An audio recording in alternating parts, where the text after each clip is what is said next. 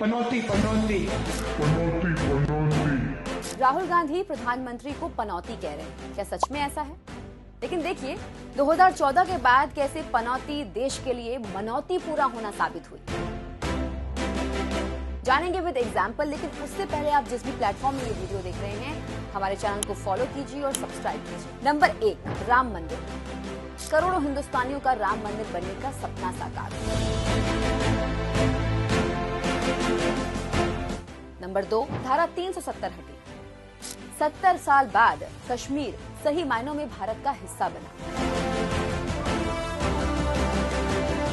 Number 3, Pakistan की nuclear धमकी खत्म। पाकिस्तान गाहे बगाहे परमाणु संपन्न होने की धमकी देता था और भारत शांति बनाए रखने के नाम पर आतंकवाद का दंश झेल रहा था, लेकिन मजबूत इरादे थे। भारत ने खुलेआम बालाकोट एयर स्ट्राइक करके पाकिस्तान को जता दिया कि हम गीदड़ भक्तियों से डरने वाले नहीं। नंबर 4, चाइना की दादागिरी को जवाब। डोकलाम और गलवान में भारत ने चीन की गुंडागर्दी को मुंह तोड़ जवाब दिया। नंबर 5, आतंकवाद का सफाया।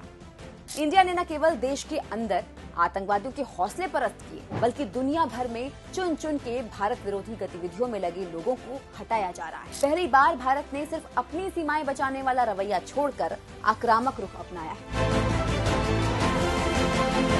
नंबर 6, दुनिया के लिए मॉडल बनाया। यूपीआई के साथ भारत का डिजिटल इंफ्रास्ट्रक्चर भारत का अपना इनोवेशन है जो दुनिया में अनूठा है। ये पहली बार है जब दुनिया भारत से सबक ले रही है, न कि भारत किसी और से।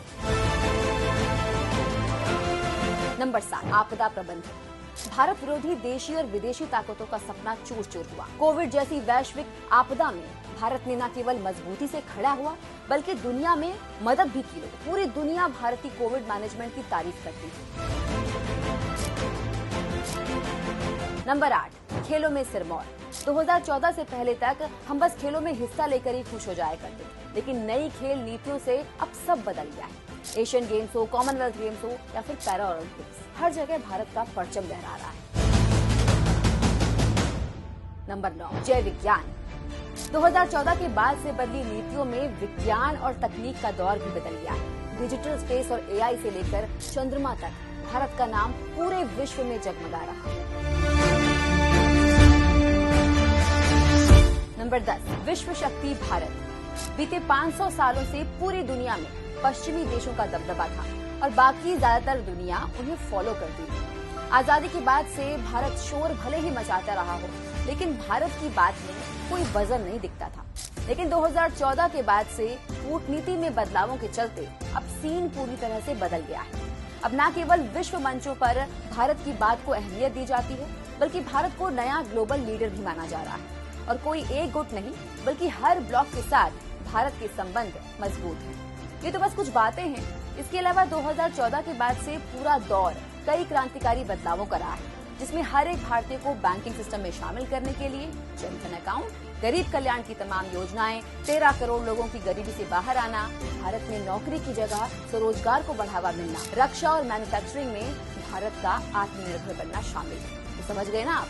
राहुल गांधी जिसे पनौती कह रहे हैं, दरअसल वो देश के लिए मनौती है। लेकिन फिर भी राहुल गांधी को ये पनौती क्यों लग रही है? लगेंगे क्यों नहीं? राहुल गांधी का करियर जो डूब गया है, कांग्रेस खत्म होने की कगार पर है, भ्रष्टाचार से होने वाली कमाई बंद हो गई। तो राहुल जी, आप अपने रिटायरमेंट की चिंता कीजिए और देश को मनौती के साथ खुश रहने दीजिए।